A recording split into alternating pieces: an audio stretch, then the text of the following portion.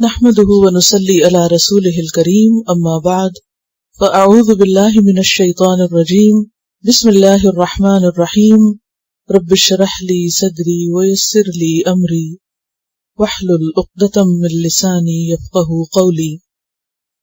سبق number 313، lesson number 313، سورۃ اللہب۔ ایک رکوع ہے، 5 آیات ہیں، 20 کلمات اور 77 حروف ہیں۔ اس سورت کو پڑھنے سے پہلے اس کا پس منظر۔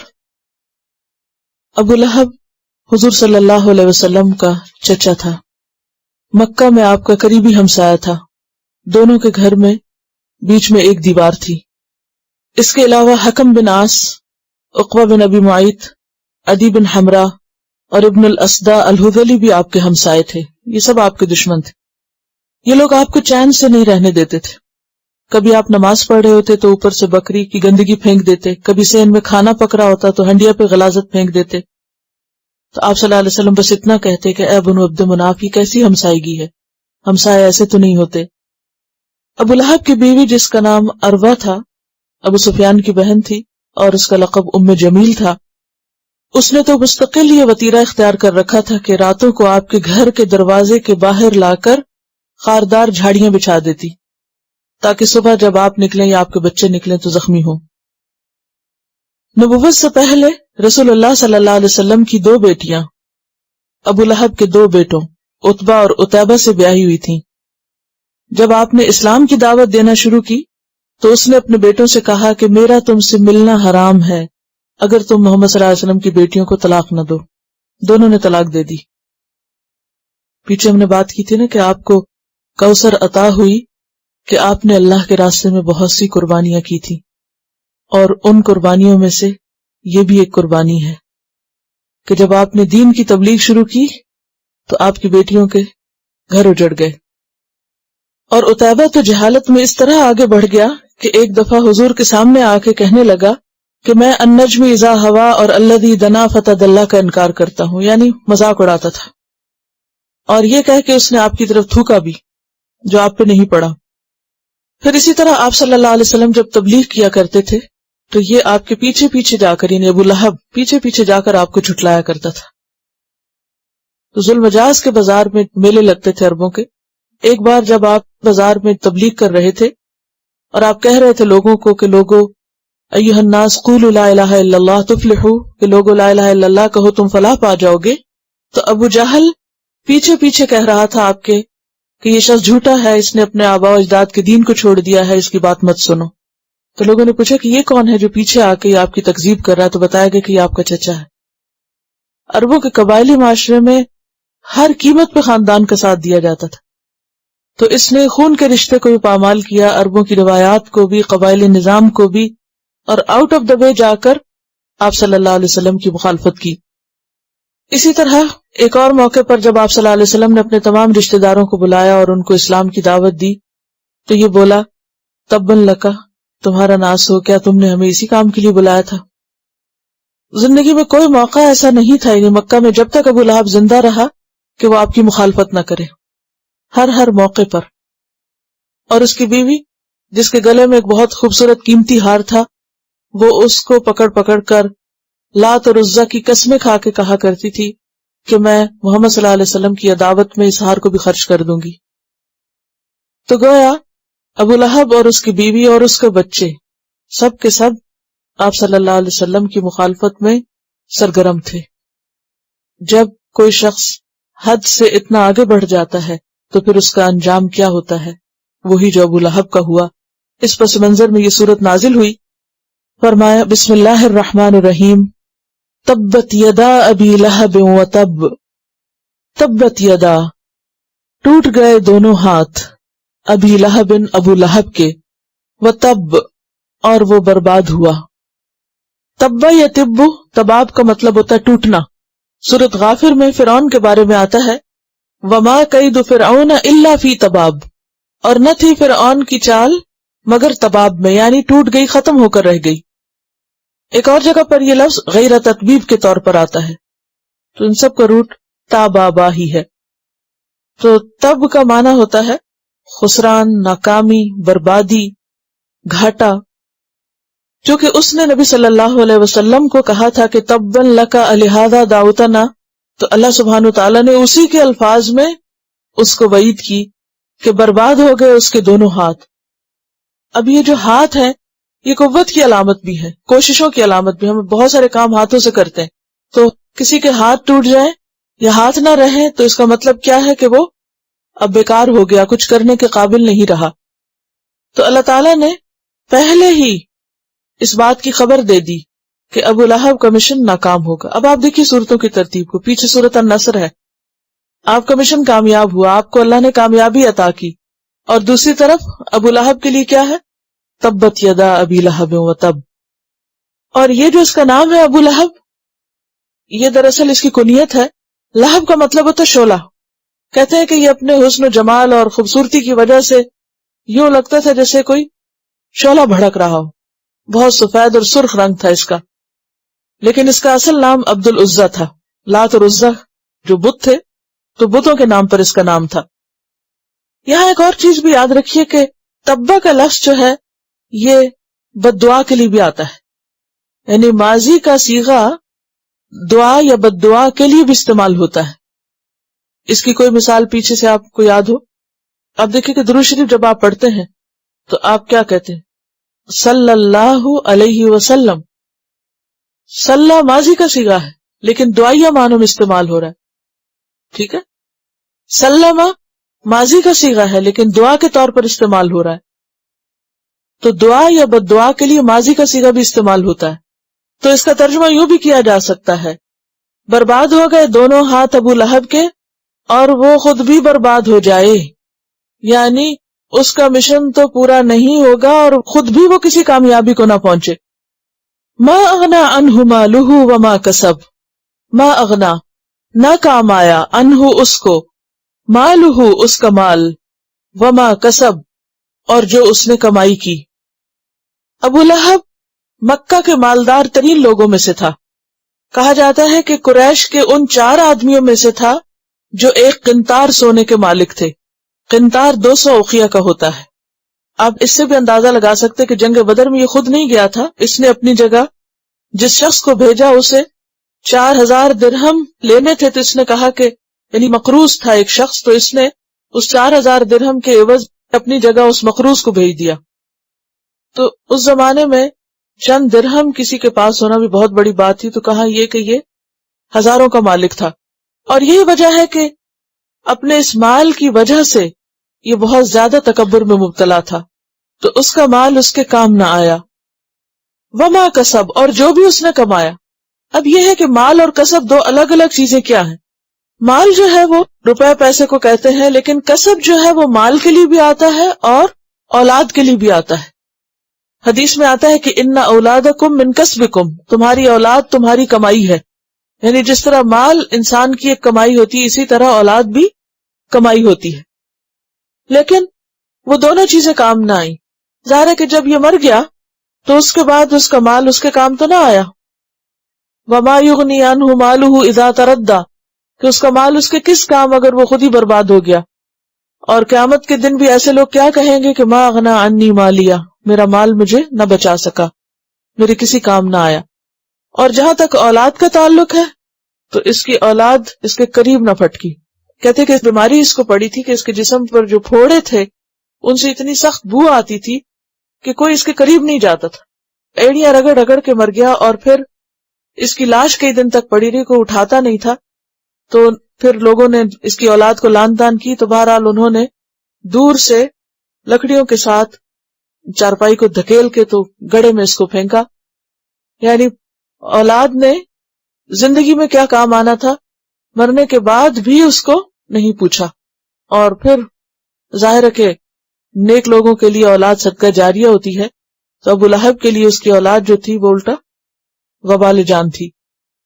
ما اغنی عنہ مالہ وما کسب سیصلی نارا، ان قریب وہ جلے گا آگ میں، ذات لہب شعلے والی۔ اب دیکھیے قرآن کا انداز کہ وہ اپنے آپ کو ابو لہب کہنے میں بڑا فخر محسوس کرتا تھا، تو اللہ سبحانہ وتعالیٰ نے فرمایا کہ ہاں تمہارا انجام بھی لہب میں ہی ہوگا، شعلوں میں ہی ہوگا۔ وامرأتہ اور اس کی بیوی، جمیل عروہ بنت حرب بن امیہ. حمالۃ الحطب جو اٹھانے والی ہے ایندھن کو. حمالہ کا لفظ حمل سے ہے اور حمال مبالغے کا صیغہ ہے فعال کے وزن پر. حمالۃ الحطب ایندھن اٹھانے والی اور بہت زیادہ اٹھانے والی اور بہت کوشش سے اٹھانے والی. اس کے دو معنی کیے گئے ہیں. ایک تو یہ کہ وہ لٹرلی ایندھن اٹھا کے لاتی, لکڑیاں چن کے لاتی, کانٹے وغیرہ جھاڑیاں, اور آپ صلی اللہ علیہ وسلم کے گھر کے آگے پھینک دیتی. اور دوسرے حمالۃ الحطب عربی میں ایک ایڈیم بھی ہے, محاورہ بھی ہے.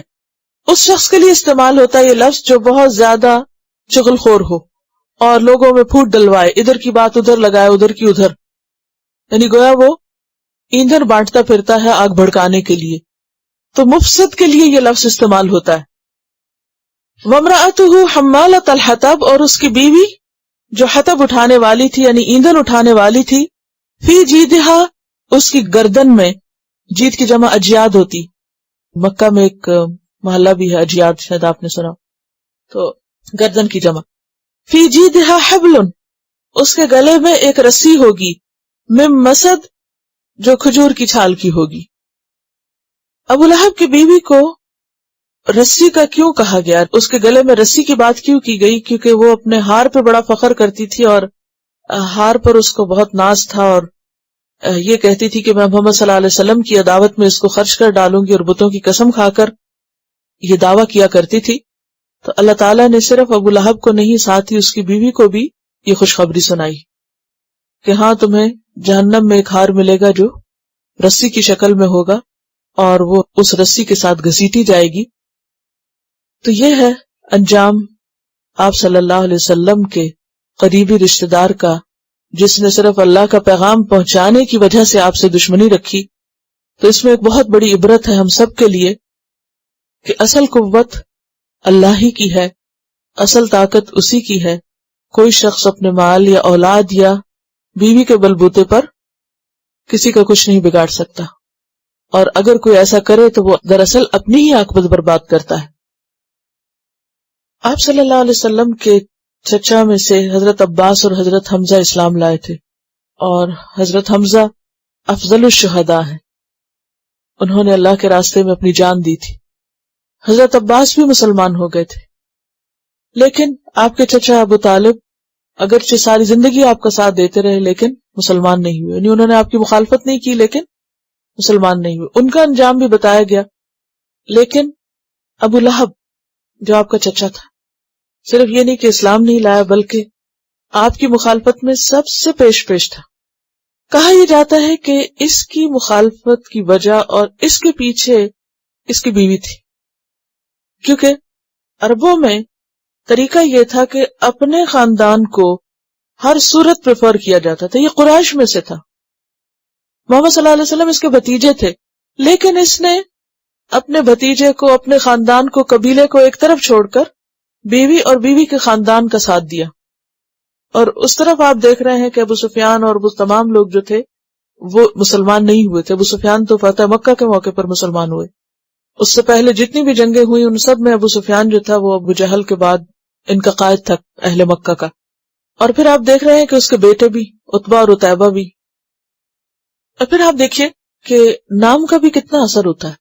آپ صلی اللہ علیہ وسلم کے والد ان کے سگے بھائی تھے اور ان کا نام عبداللہ تھا, اور اس کا نام جو عبد العزیٰ, اور پھر اس نے اپنی کنیت جو رکھی تھی ابو لہب. تو نام بھی اور کنیتیں جو ہے انسان کو سوچ سمجھ کے رکھنی چاہیے. بعض اوقات انسان کی شخصیت ویسے ہی بن جاتی ہے جیسے اس کا نام ہوتا ہے.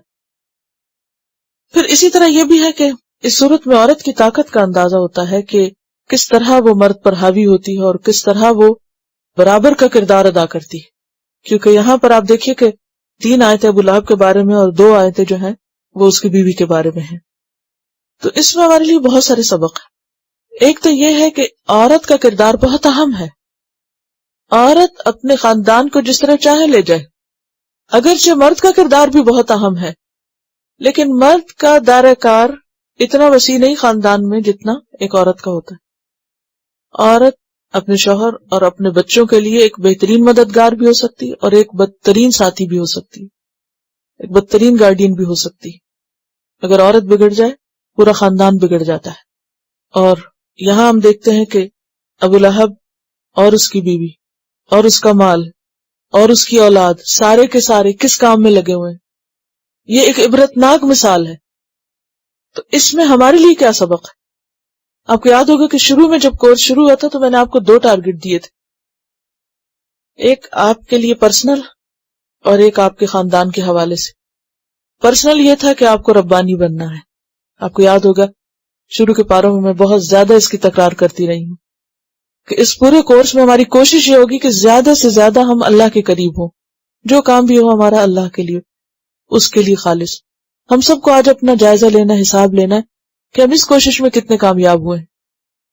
دوسرا ٹارگٹ جو میں نے آپ کو دیا تھا وہ یہ کہ اپنے پیاروں کو ساتھ لے کے چلنا ہے، اپنے خاندانوں کو ساتھ لے کے چلنا ہے، اپنے بچوں کو ساتھ لے کے چلنا ہے، شوہروں کو ساتھ لے کے چلنا ہے، رشتہ داروں کو ساتھ لے کے چلنا ہے۔ آپ سب اپنے آپ سے پوچھئے کہ اس میں آپ کتنے کامیاب ہوئے اور آپ کی کوششیں کیا رہیں۔ کامیابی تو اللہ کے ہاتھ میں ہوتی ہے نا۔ بعض اوقات انسان کوشش کرتا اور کامیاب ہو جاتا ہے، اور بعض اوقات کوششیں کامیاب نہیں ہوتی۔ انسان جب سفر شروع کرتا ہے تو اپنے لیے ایک منزل کا تعین کرتا ہے، اور سفر کے اختتام پر یہ دیکھتا ہے کہ کیا میں واقعی وہیں پہنچا ہوں یا کہیں اور پہنچ گیا ہوں۔ تو ہمیں سوچنا ہے کہ کیا ہم واقعی وہیں پہنچے اور ہم نے وہ کیا جو ہم نے عہد کیا تھا، یا ہم سوچتے رہے۔ تو الحمدللہ بہت سے لوگوں کی جو فیڈ بیک ملتی رہی، تو اللہ کا شکر ہے آج صبح بھی ایک میل تھی، انہوں نے لکھا کہ یہ کورس صرف میں نے نہیں کیا، میرے ساتھ میرے بچوں اور میرے شوہر اور میرے خاندان والوں نے بھی کیا ہے۔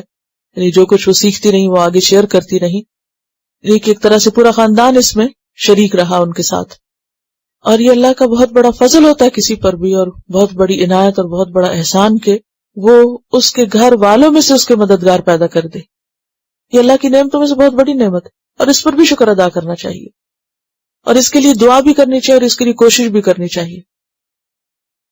اور پھر آپ دیکھیے کہ جو والدین جیسے ماں ہے یا باپ ہے اپنی اولاد کو اگر غلط تربیت دیں گے، یا باپ کے خلاف یا خاندان میں سے کسی کے خلاف، بعض اوقات یہ ہوتا ہے کہ رشتہ داروں میں سے کسی کے خلاف بھڑکاتے رہتے ہیں، تو بالآخر وہ سارا نزلہ اسی پہ گرتا ہے کہ جو کسی کے لیے گڑھا کھود رہا ہوتا ہے۔ اور یہاں یہ بھی پتہ چلتا ہے کیونکہ یہ صورت اس وقت اتری تھی جب ابو لہب کے ساتھ اور اس کی بیوی کے ساتھ یہ سب ہوا نہیں تھا۔ آپ کو یاد ہوگا پیچھے میں نے آپ کو یہ واقعہ سنایا تھا کہ جب یہ صورت اتری تھی تو اس نے وہ سل پیسنے والا بٹا اٹھایا اور آئی حرم میں ڈھونڈتی ہوئی آپ صلی اللہ علیہ وسلم کو۔ ابو بکر رضی اللہ تعالیٰ عنہ بیٹھے ہوئے تھے اور ساتھ حضور صلی اللہ علیہ وسلم بھی تھے۔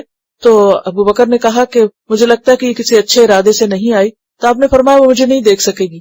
اور پھر وہ آئی اور کہنے لگی میں نے سنا ہے کہ تیرے ساتھی نے میری حجب کی ہے۔ تو ابو بکر نے کہا نہیں، اس نے تو نہیں کی، کیونکہ یہ تو اللہ سبحانہ وتعالیٰ نے اتاری تھی صورت، نبی صلی اللہ علیہ وسلم نے تو کچھ نہیں کہا تھا۔ اور پھر اس نے جو کہنا تھا کہہ کے چلی گئی کہ ہم محمد صلی اللہ علیہ وسلم کا انکار کرتے ہیں اور ان کے دین سے بغض رکھتے ہیں، اور جو کچھ اس کے دل میں تھا وہ آپ کو مذمم کہہ کے پکارتی تھی۔ تو آپ صلی اللہ علیہ وسلم کو جب کہا گیا تو آپ نے فرمایا کہ میں تو محمد ہوں، میں تو مذمم ہوں ہی نہیں۔ یعنی کس طرح آپ سخت سے سخت بات اور سخت سے سخت رویے کا کس طرح جواب دیتے ہو، تو کس طرح اللہ آپ کو پروٹیکٹ کر رہا تھا۔ تو اس سے یہ بھی پتہ چلتا ہے کہ وَكَذَلِكَ حَقَّتْ كَلِمَةُ رَبِّكَ صِدْقًا وَعَدْلًا، تیرے رب کی سچی بات پوری ہو کر رہی، جو کہا وہ سب نے دیکھا، اور یہ سب کے لیے ایک بہت سبق آموز واقعہ تھا۔ اور ہمارے لیے یہاں ایک بہت زبردست عبرت کی مثال اللہ نے قرآن میں رکھ دی، اور اس سے سچی مثال اور کوئی نہیں، کہ خواہ کوئی نبی کا چچا ہی کیوں نہ ہو، قریبی رشتہ داری کیوں نہ ہو، خواہ کوئی کتنا مالداری کیوں نہ ہو، خواہ کوئی بیٹوں والا ہی کیوں نہ ہو، خواہ کسی کی بیوی کتنی ایکٹیو ہی کیوں نہ ہو، لیکن اگر وہ ایمان نہ رکھے اور اللہ کے رسول سے بغض رکھے اور عداوت اور دشمنی رکھے تو دنیا میں بھی برے انجام سے نہیں بچ سکتا، آخرت کا انجام تو پھر اللہ ہی کے پاس ہے۔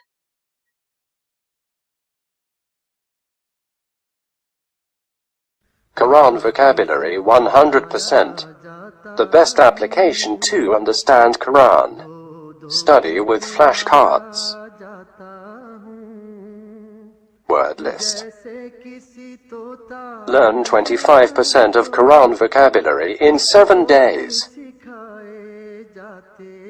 Multiple MCQs to practice and test vocabulary. Single choice. Multiple choice. True, false. Bookmark difficult words. Study wrongly answer words. Test your skills. 12 essential grammar lessons at Learn Quranic Grammar. You can select number of word to study from bookmarks. Select number of times wrongly answered words for study.